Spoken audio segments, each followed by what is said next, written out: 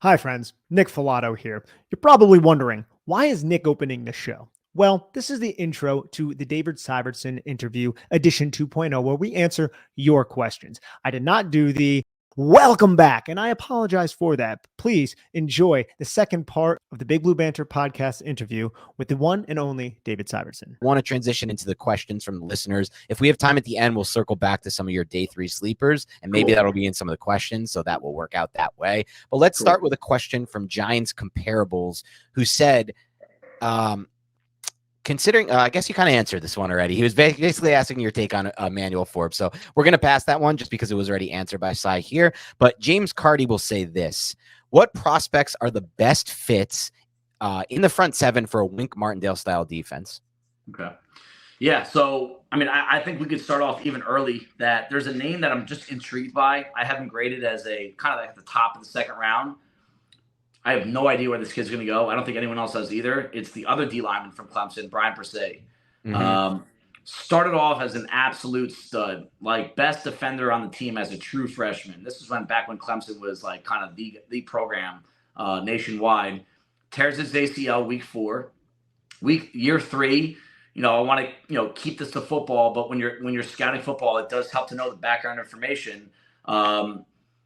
His sister passes away from cancer, right? Obviously, that's going to have an impact on your entire life and training.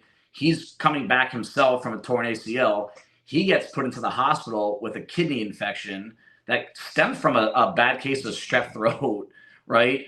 And it was in the hospital, and I think his weight was fluctuating 40 pounds. And the defensive coaching staff had to prevent him from playing a full snap load. And I remember my notes on him, like, wow, he's sloppy. I didn't even know about this until later on. And you start to see, all right, what I like about him in relation to Martindale is what Leonard Williams kind of does for this defense. He can kind of move inside and out. He can be your run stuffer, not at a very high level. I think Williams struggles there a little bit. But he can penetrate as a pass rusher from multiple different angles. And he's got the frame to add a lot more good quality muscle mass over the course of the years. Now that he's no longer going through those personal struggles, he's no longer in and out of the hospital with the sickness, and he's no longer rehabbing an ACL. Someone's going to get the Brisay version of maybe his sophomore year, where he's still kind of early on the progression curve. So that's the kind of defensive lineman that I think the Giants and Martindale would like to get. It's not necessarily just a nose tackle. Dexter Lawrence is going to fill a lot of these kind of question marks. If there's one kind of defensive lineman that I think Martindale would work the best with, it would be that kind of Leonard Williams inside-out penetrating type. So Persay from Clemson is a guy that I like there. Probably not Zach. Colby Wooden from Auburn is kind of like a hybrid D-tackle, D-end, outside linebacker, played ever. What does Martindale want to do? Let's dumb this down. He wants to confuse the offense. That's his number one task. You get a Colby Wooden from Auburn who played 3-tech, nose tackle, outside linebacker. You know that he has the skill set to do it. One more name there would be Carl Brooks from Bowling Green. Under talked about, day 3 sleeper type, did not get a combine invite, but he was at the Senior Bowl. He's a 300-pound edge defender at Bowling Green that was very productive, but will probably shift more inside at the next level as like a 3-tech type, lacks length, lacks like really explosive traits, but he knows how to play, and he gives you that inside-outside option. Love those calls there. Yeah, if you turn on the UNC game against for Brian Bresee, you see like him have pressure around the edge. He beat a tackle with an inside spin move, had a club rip. Like he was just employing his entire pass rushing repertoire at the end of that season when he was starting to battle back from all the adversity that he faced. I mean, that's a lot. There's prognostication there, but I completely understand why. So we also have a question from Mitchell Lander. It kind of pertains to the question you just answered, but it's just best fits for the front 7 of the Wink Martindale defense. So if you have any day 3 linebackers and players like that, or maybe other edge rushers that come to your mind that you really like, who would fit Mitchell's question? So Ivan Pace is a guy, we already talked about him, so I'll get to a different name, a guy that I think just, has the versatility, the speed that Martindale wants. Shaka Hayward from Duke. Kind of played a lot of different spots on that team. I think he measured in around 6'3", 245, and had a really good workout, just vertical, broad, and 40.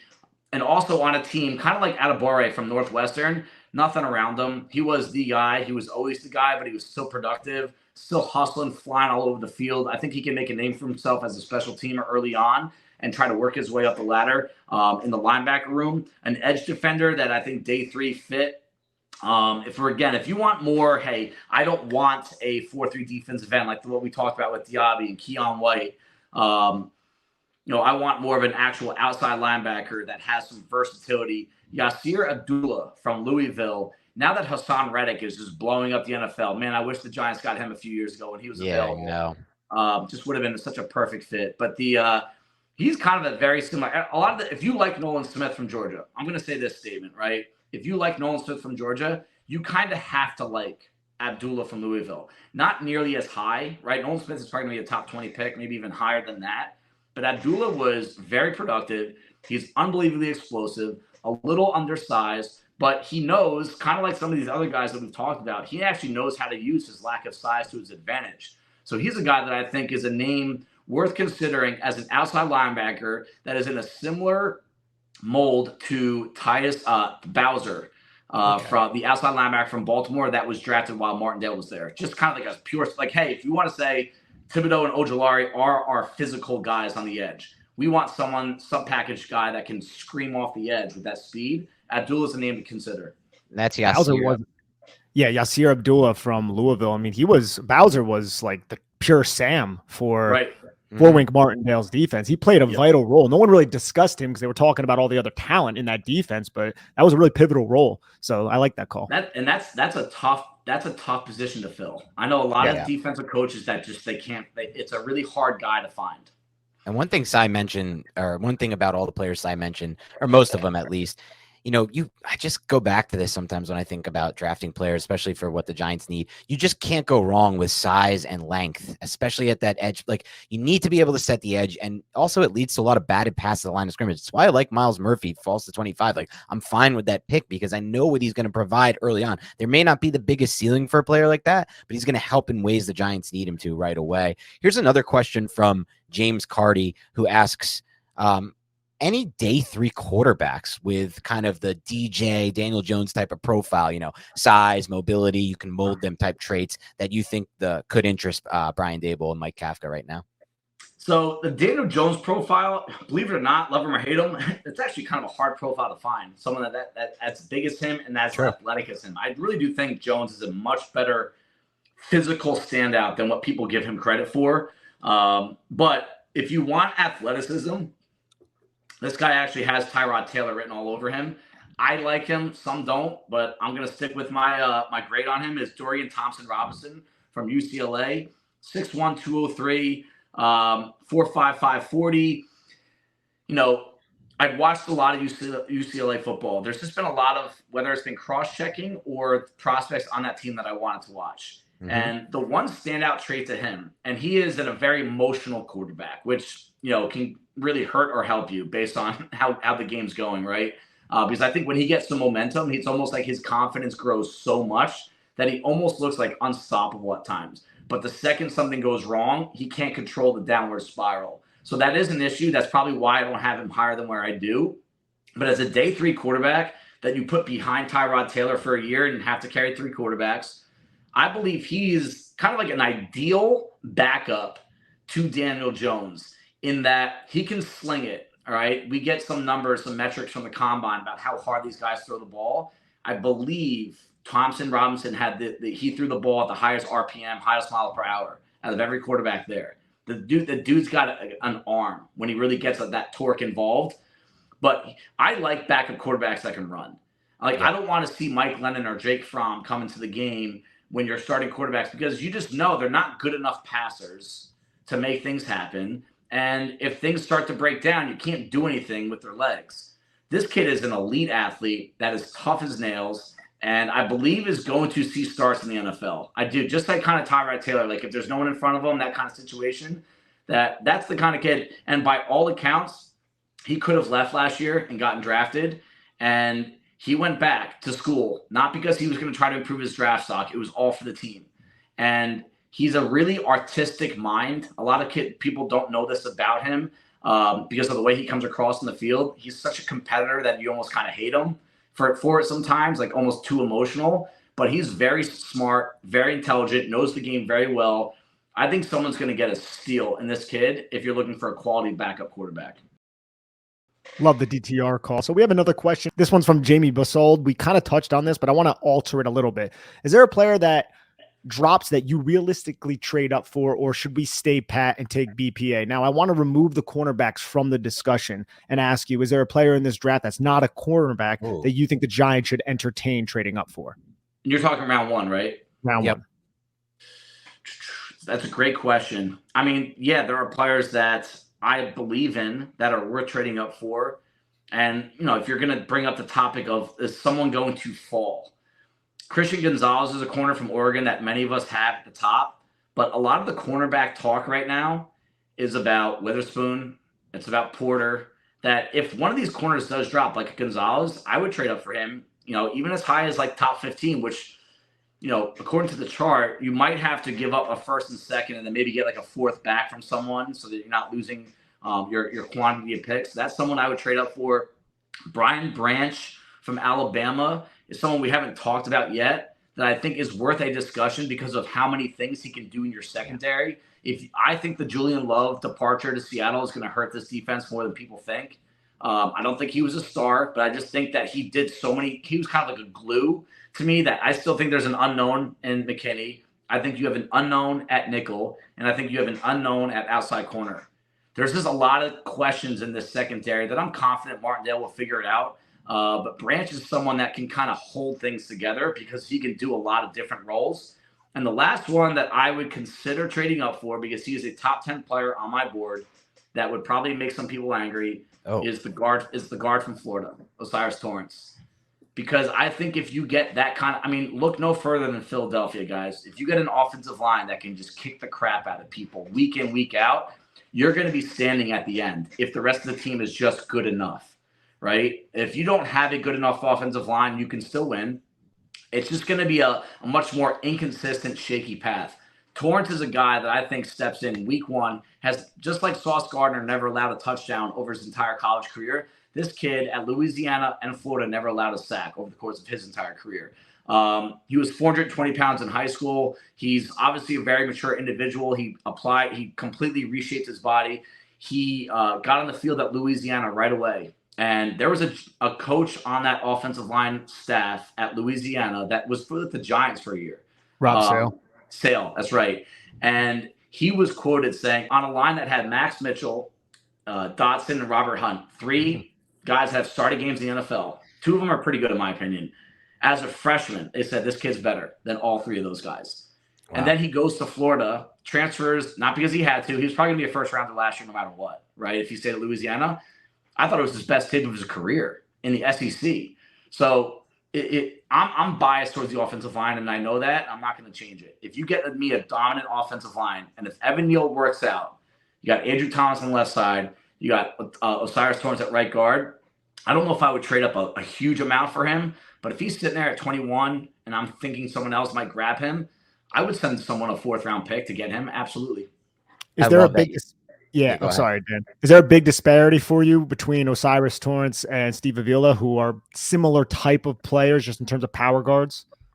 Yeah, there is. What I like about Avila that Torrance doesn't bring is the fact that he could play multiple spots. He played tackle center. And, he might even – some think he could project better to center. I think he's got to lose a little bit of weight. He's a little sloppy there.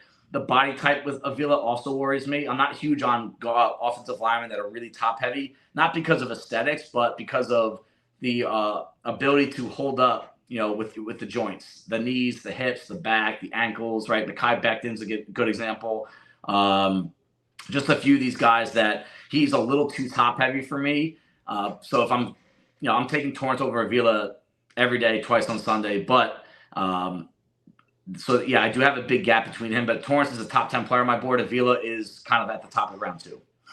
And I will say this for those of you who heard it, Sai said he is an offensive line enthusiast to a fault, and I'm with him. And we both believe in the inside-out drafting process. And yet, he still also said earlier on this podcast he doesn't think a single center in this draft is worth taking at 25 overall. And he said not even close. And so just keep that in mind for all those of you in the comment section who I've seen who've given me crap for not wanting center in round one. It has nothing to do with my thoughts on building an offensive line, how to build out an NFL roster. You have to remember you're drafting players, not positions. It's very important. The one drawback, by the way, I have for Torrance, and I don't know if I'm putting too much weight into this. I know I've been told in the past I might be. It's the 23.5-inch vertical jump and the broad jump. Just terrible numbers. Now, having said that, and that usually is supposed to show off explosiveness for an alignment. I remember there are examples that have worked, like Orlando Brown Jr., horrible testing, ends up being a great tackle at the NFL level, or at least a solid tackle at the NFL level. So do you have does that give you any reservations or not really?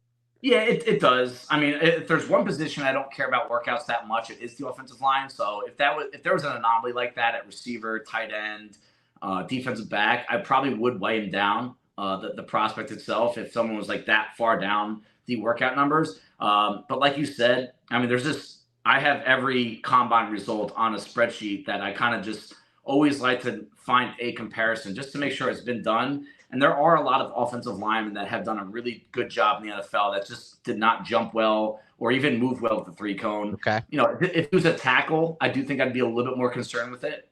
But I thought his tip against Jalen Carter kind of told me everything I needed to know in terms of how quickly he can get point A to point B. Love that. All right. Let's get to the next one from Thetis Sun, who says, if the top 4 corners are all off the board and Bijan Robinson drops to 25, if you were the GM of the Giants, would you take him, Sai? Trade down.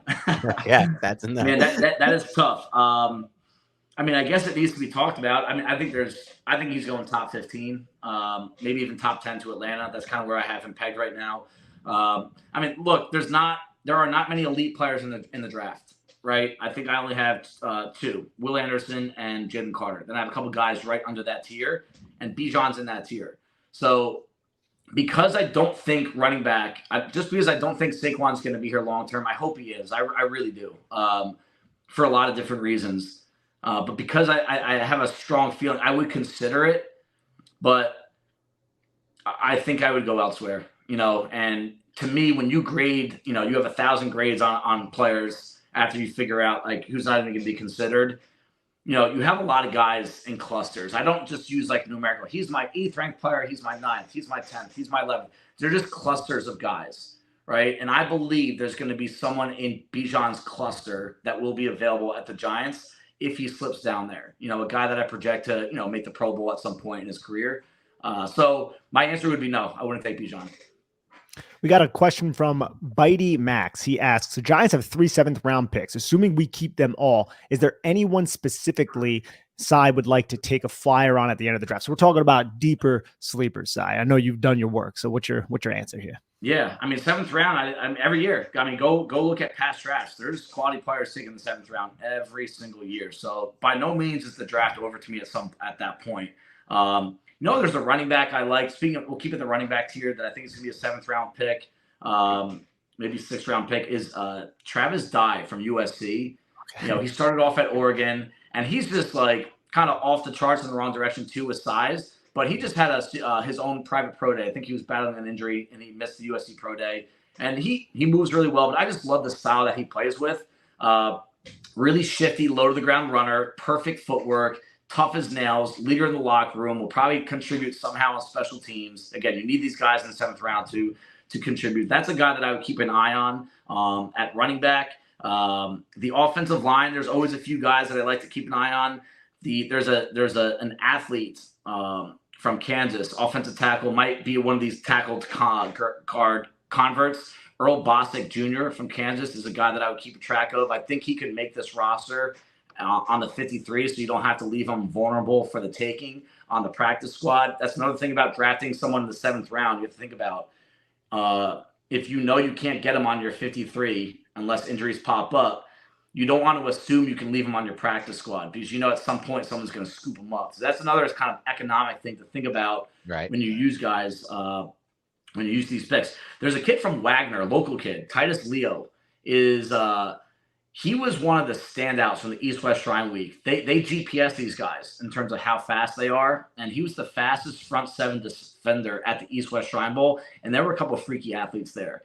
So that's a name to keep. He's a slightly undersized. If we're going to talk about that Sam linebacker, Bowser type linebacker for this scheme, he could fit that role. And also, before he gets there, contribute on special teams. And there's a corner that I like. I have him graded maybe a little too high for that discussion, but from what I've heard, he's probably going to be a 6th or 7th round pick. It's Carrington Valentine, corner from Kentucky. Really long, fast, aggressive man cover guy. He's got no idea what he's doing in zone, but you tell him to, follow someone around the field. He's got the really good blend of staying sticky underneath, which is hard to do, but at the same time can get vertical with guys, right? You see in the SEC, by the way, very few times does a wide receiver get over the top of him and stay over the top. So he's got that catch-up speed and quality ball skills. So Carrington Valentine is the guy in round 7 I'm going to be looking for. I really like that final call, Carrington Valentine, because it seems like, at least based on your breakdown, and I don't know much about him, that he seems like a great fit for what Martindale wants to do, what the Giants want to do. So I'll be intrigued to watch that. I got an interesting question for you from BJ Cohen. The first part is about this draft class. The second part's a little more philosophical, so I like it. And I just want to get your take on that type of question. And it's which position is more likely to have the best options available for the Giants when they get to round 2 or 3, corner or receiver, which I think I know the answer already to that from you. But then how much should that influence what they do on day 1? And that I'm intrigued to hear your answer on. That's tough, right? Like, can you accurately predict what 31 other teams are going to do with the 31 picks before you come on the clock, right? I mean, if the draft were that easy, this would be a much simpler process. And that's where there is some risk management. Or again, I think it's really important draft weekend. I think people that watch it should do this too, is put guys in clusters, right? Yes, I have my ideal or my preference out of every cluster. I have them stacked accordingly.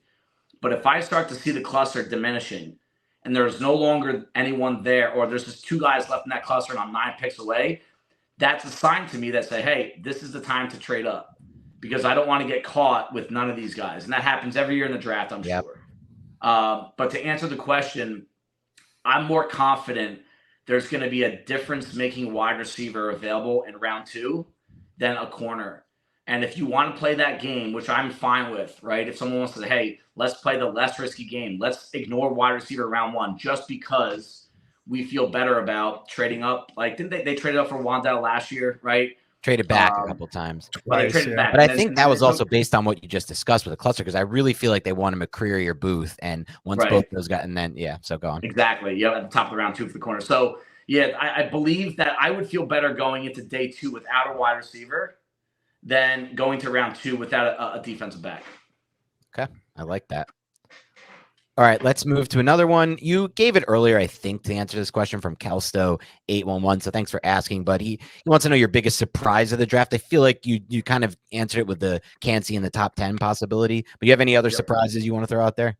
Yeah, just looking at mine real quick. I have Julius Brents going in round 1, and I have Quentin Johnson falling into round 2. I believe those are 2 things that you could see. It's funny. I remember the tape of those 2 guys going head to head. I was so excited to watch that tape. Just because of who they are and the physical package that they bring to the table. And everyone has Johnson as round 1. Everyone has Brent as day 2. I think it could reverse based on the uniqueness that Brent brings to the table. Johnson, for all things considered, right? He's not that unique, right? I love the body type, the long strides. He looks like an avatar that plays football. I think the upside with him is through the roof. I really do. If every single one of these receivers hits their ceiling, their absolute ceiling, I think Johnson's is the best. It's just that the floor with him is going to be pretty low. And in a class and year after year, we see these strong wide receiver classes, or I shouldn't even see it strong. I should say deep, right? You have probably 12 guys that can say they're day 2 grades, right? You just feel safer with waiting till day 2 and using that first round asset on another player. Whereas Brent's, who is like Brent's in this class? He's a unicorn. There is no one like him. And I mean, how many times do we have to watch Travis Kelce? Just like, how many times do you watch the Chiefs play? Like, does anyone want to cover him? How is he always open? And a lot of that is scheme. Andy Reid's the best coach in the NFL, in my opinion. But there just isn't a profile of defender that fits in with a big tight end like that. And I think we're going to see more of these guys. I think we're going to see, guys like Dalton Kincaid and Luke Musgrave and Darnell Washington, Brock Bowers next year. You're going to see tight ends start to take over the wide receiver market a little bit. And to be ahead of the curve, you got to find the guys that can cover them, and they need a specific profile. And Brent's has that profile. Love that. Hey, Sai, we got this question. It's more personal for you. It's from Nabala. They asked, what position would you say you seem to scout more accurately or have a better track record than your peers? And which one would you say you struggle with the most? Struggle with, I'll say that one first, corners. I've been off on so many corners over the years. And part of it was, I think when I started doing this, I didn't have that much access to all 22 tape.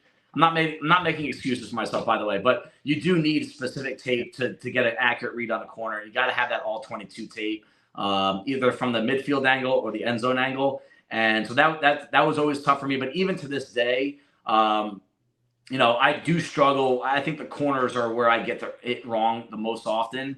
The spot that I feel the best about is probably inside linebackers. I don't have an illustrious playing career at all. I played in high school and that was it. I was more of a baseball guy as I got out of high school, but that was where I played. I don't know if that's why, but I just find myself when I'm watching football games, like that's the spot I gravitate to a lot. And I can usually tell who plays with the instincts, who doesn't. I think instincts are such a big part. And the things I look for at linebacker, I think translate well to what the NFL is looking for at the position. I love that answer. Really, I like offensive line too. I think I've gotten pretty confident with the offensive line. Love it. Let's do a couple more. We want to get you out. We want to be cognizant of your time, but we have a few more minutes here maybe. So let's get one from Steve 7, also from BBI, who says, if it's not too late, my question is about the overall depth of this draft. I think it's a good question for you, Sai. Is this draft less deep than an average year? I'm wondering if the talent will dry up basically after about round 5. I don't think so. That's always it's an interesting, that's another thing that would just be fun to kind of do deep dive on. Mm-hmm. We still have some COVID leftover in these draft classes, right? That was a non-year for this one. So you see a lot of these 24-year-olds in the draft now. And I'm like, oh, this guy's old. Well, 2022 does not count against college eligibility. So that's an automatic redshirt year, right? And because of that, if you remember in 2020, right, the year that the season was kind of played around with, the eligibility year. So there was a 2020 or 2021, trying to think, I just want to make sure I get this right. The draft class was unbelievably thin. I think this was the year Judge was in town and they only signed a couple of undrafted free agents. It was just like the pool was really dry. Yeah. And because of that, and every year you see a few guys come out that should have been out last year. This will all be over in 2 years from now. But the underclassmen declarations are still a thing, right? Too many of them come out, but that's not going to add or hurt to the depth of the draft year by year. But the fact that there was a huge group of guys that did not come out that 1 year, and some of them do come out the next year, some of them wait till the next year. I still think that draft class overall, rounds 1 through 7, but maybe more so rounds 5 through 7, it's deeper than what it would traditionally be. But in terms of the past couple of years, I don't really see a standout, deeper or not as deep. All right. Well, we want to get you out of here because you did give us even more time than you promised. So thank you again for doing that, Sai. And one more time before we get you out of here, Sai. Thanks so much for doing this with us. But let the people know where they can find all of your work. Yeah, I mean, I'm really active on Twitter. I got some maybe long-term moves coming up in the next year or two, but we'll save that for another time. But at ourlads.com, you can order our draft guide there. We do have a PDF version that you can get your hands on as well. But I'm an old school guy. I love the hard copy draft weekend, just flipping through the pages, making some notes. It's really well organized, and I'm just like a grunt work guy, so I'm not trying to sell myself and how organized it is. It's just really easy to go through and trying to locate guys and reports on players. We also have team reports written up that are really kind of well put together. I have half the teams. One of those teams are the Giants, that we kind of just do a huge synopsis on each position to kind of what to look for, ranking the team needs. And on Twitter, that's where I'm going to probably be the most active. I get asked sometimes, where can I find your work? We'd want you guys to purchase Ourlads, but the But the Twitter is obviously free, so that's going to be Ourlads_Cy is my handle. And I promise I'll be very active now up until the draft and then through the draft weekend as well. I know I need to do more throughout the year, but, owning a business and having a 3-year-old is tough. So it's not easy. I remember you said that last year, and you've done better. I feel like you've had more of a presence as of late. Yeah. So Yeah, definitely on the upward trend there. All right. Thanks again for joining us, Cy. To everyone else, sorry we did not get a chance to rate and review your mocks today. We know we've been closing out the shows that I've seen a lot of recent comments saying you love that. So I'm happy that worked out, but we'll get right back to that in the next show. So remember, if you want to get your mock draft reviewed and graded by us, just put it in the comments in the iTunes. If you leave a 5-star rating and review, put it in the review section there. Otherwise, have a great rest of your week, and we'll talk to you soon. Thanks, guys.